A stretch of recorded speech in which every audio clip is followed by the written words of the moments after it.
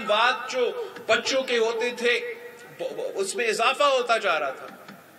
تو ہم نے ایک پبلک پرائیویٹ پارٹنرشپ میں مطلب حکومت نے اور پرائیویٹ سیکٹرز بزنس نے مل کے جو تھر کول مائننگ کمپنی شروع کیا, اس سے ہم نے مقامی لوگوں کو روزگار دیا, تھر کے نوجوانوں کو روزگار دیا, ان کے عورتوں کو روزگار دیا, اور پھر وہاں پیدا ہونے والا بجلی سے ہم فیصل آباد کو بجلی بھی پہنچاتے ہیں.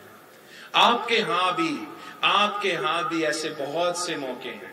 آپ کے ہاں معدنیات ہے, ریسورسز ہے, ریور لائن جو انرجی سولوشنز ہو سکتے ہیں. اس کا افسوس کے ساتھ پچھلا 9 سال میں کام نہیں ہوا ہے. میں سمجھتا ہوں کہ پختونخوا میں اگر پختونخوا حکومت بزنس سیکٹر کے ساتھ مل کے کام کرتے ہیں, پبلک پرائیویٹ پارٹنرشپ اپناتے ہیں, تو پھر ہم نہ صرف اس قسم کے منصوبے جگہ جگہ بنا سکتے ہیں, مگر وہاں کے مقامی لوگوں کو, جو ہمارا سب سے بڑا ذمہ داری ہے کہ مقامی لوگوں کو ہم نے روزگار پہنچانا ہے. ساتھ ساتھ جو اس الیکشن میں میرا آپ سے ہر کسی سے وعدہ ہے کہ اگر پیپلز پارٹی کو حکومت ملی تو ہمارا 5 سال کا پلان ہوگا کہ ہمیں ہر کسی کا جو تنخواہ ہے اس کو ڈبل کرنا پڑے. اور یہ اتنا مشکل کام نہیں ہے اگر حکومت صحیح طریقے سے کام کرے. ایک تو ہمارا یہ حکومت کی طرف سے تو پاکستان پیپلز پارٹی کا ریکارڈ ہے. آپ یہاں کے پولیس مین سے پوچھیں, آپ یہاں کے ٹیچر سے پوچھیں, آپ وفاق کے جو حکومت میں کام کرتے ہیں ان سے پوچھیں. اگر تنخواہ میں اضافہ ہوا ہے تو صرف اور صرف پیپلز پارٹی کے دور میں ہوا ہے. اگر پینشنز میں اضافہ ہوا ہے تو صرف اور صرف پیپلز پارٹی کے دور میں ہوا ہے. مگر یہ ناکافی ہے کہ حکومت اپنا تنخواہ میں اضافہ کرے. انشاءاللہ تعالی ہمارا جو بزنس کمیونٹی ہے, ہمارا جو انڈسٹریز ہے, ہم ان سب کو فیسیلیٹیٹ کریں گے, ان سب کے ساتھ مل کے کام کریں گے, ان سب کے ساتھ پبلک پرائیویٹ پارٹنرشپ بنا کے ان کا بھی ترقی کا بندوبست کریں گے. مگر جہاں ہمارا اور دوسری جماعتوں میں فرق ہے وہ اتنا ہی ہے کہ میاں صاحب کہتا ہے کہ یہ جو بڑے لوگ ہیں وہ آ کے انویسٹ کر رہے ہیں, بڑے احسان کر رہے ہیں, تو ان سے سوال نہ پوچھیں. میرا طریقہ فرق ہوگا. میں ان کو فیسیلیٹیٹ کروں گا, کاروبار بھی کرنے دوں گا, ٹیکس بھی بہت کم رقم لگاؤں گا, مگر پوچھوں گا ان سے کہ آپ کتنے میرے مقامی لوگوں کو روزگار دے رہے ہو. پوچھوں گا کہ آپ کم از کم آپ کا تنخواہ کیا ہے, کیا وہ لیونگ ویج ہے یا نہیں, یہ محنت کا صلہ ہے یا نہیں. اگر محنت کا صلہ نہیں دے رہے ہو تو آپ کا کاروبار کی کوئی ضرورت نہیں ہے. اگر آپ میرے مزدوروں کو صحیح طریقے سے کمپنسیٹ کر رہے ہو تو پھر ہم آپ کے ساتھ مل کے آپ کو فیسیلیٹیٹ کرنے کے لیے تیار ہے. ساتھیوں, یہ اس قسم کے بہت سے میں بات مزید بھی کر سکتا ہوں. ایک بات میں ضرور کروں گا کہ سیلاب کے جو مسئلے ہیں آپ کے ہاں یہاں بہت اس کا اثر ہوتا ہے, نقصان ہوتا ہے کمیونیکیشن انفراسٹرکچر کو, گھروں کو, لوگوں کو, فصلیں کو, مال کو. ہمارے ہاں بھی جو پچھلے سیلاب ہوا, مگر فرق اتنا ہے کہ میں میڈیا کو بھی چیلنج کرتا ہوں کہ سیلاب جو پچھلا آیا بہت ہی بڑا تھا, مگر صرف سندھ میں تو سیلاب نہیں تھا نا, بلوچستان میں بھی سیلاب تھا. ہم نے ٹی وی پہ دیکھا کس طریقے سے سوات سے وہ بلڈنگز اڑا رہے تھے جب پانی گزر رہا تھا. تو جبکہ ہم نے سندھ میں یہ سیلاب کے بعد وعدہ کیا, پھر وہ وعدہ پہ کام کرنا شروع کر دیا. وعدہ تھا میرا ان متاثرین سے, ان لوگوں سے جن سے میں ملا, کہ جو آپ کے گھر تباہ ہوئے ہم ان کو حکومت کی طرف سے پھر بنائیں گے.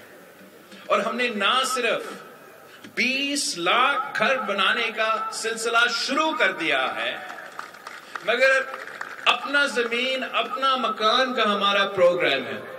مطلب ہم پکا گھر بھی بنا رہے ہیں اور ان کو پھر وہ زمین کا مالک بھی بنا رہے ہیں گھر کا جو خواتین ہیں ان کا نام پہ ہم نے وہ پراپرٹیز کیا ہے۔ اس سے کیا ہو رہا ہے؟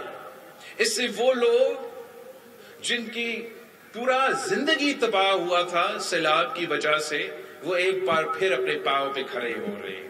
ان کا نہ صرف پکا گھر بن رہا ہے، مگر یہ ایسے لوگ ہیں اتنے غریب تھے کہ وہ کبھی اپنا زندگی میں سوچ بھی نہیں سکتے تھے کہ ان کو پکا گھر ملے گا۔ ان کو دور دور کا خواب میں بھی اندازہ نہیں تھا کہ میں اپنا زمین کا مالک بنوں گا۔ وہ جب ہم نے کیا تو ایک دم سے ہم نے ان کو معاشی طور پہ طاقتور بنا دیا۔ ان کے پاس ایک ایسٹ آ گیا تھا۔ ایک ایسٹ کا مطلب یہ، ایک اثاثہ کا مطلب یہ کہ جب یہ ایسٹ کا جو ویلیو ہے یہ تو بڑھتا رہے گا، اور ان کی مرضی ہے، اگر وہ بیچنا چاہے وہ بیچ سکتے ہیں، اگر وہ رکھنا چاہتے ہیں اپنے آنے والے نسلوں کے لیے وہ بھی کر سکتے ہیں، اگر وہ کوئی کاروبار کرنا چاہتے ہیں، کوئی قرض لینا چاہتے ہیں، تو پھر ان کے لیے یہ اثاثہ ہے جس کے ساتھ وہ بینک کے پاس جا کے یہ کام کر سکتے ہیں۔ تو میرا وعدہ ہے ان تمام علاقوں کا جہاں سیلاب آیا گزرا، مگر آپ کو آپ کا صوبائی حکومت نے، آپ کا وفاقی حکومت نے لاوارث چھوڑا ہے۔ میرا آپ سے وعدہ ہے کہ آپ کو ہم نہ صرف آپ کا گھر بنا کے دیں گے، مگر آپ کو اپنا زمین کا مالک بنائیں گے، مالکانہ حقوق دلوائیں گے۔ یہی طریقہ ہے کہ آپ نہ صرف سیلاب کا جو نقصان ہے اس کا اصلاح کریں، مگر لوگوں کو فائدہ پہنچائیں۔ میرا صرف اتنا ہی میرا خوف ہے، میرا ایک پریشانی اس بات کی کہ دوسروں جماعتوں کو کا ارادہ ہی نہیں ہے آپ کا خدمت کرنا۔ ہر کسی کا مقصد یہ ہے کہ وہ حکومت میں آئیں گے اور اپنا حساب لیں گے۔ پی ٹی آئی کا مقصد اور پی ایم ایل این کا مقصد ایک ہی ہے۔ نون لیگ کا مقصد یہ ہے کہ وہ حکومت میں آئیں گے، وہ اپنا ذاتی حساب لیں گے، وہ بیچارہ جو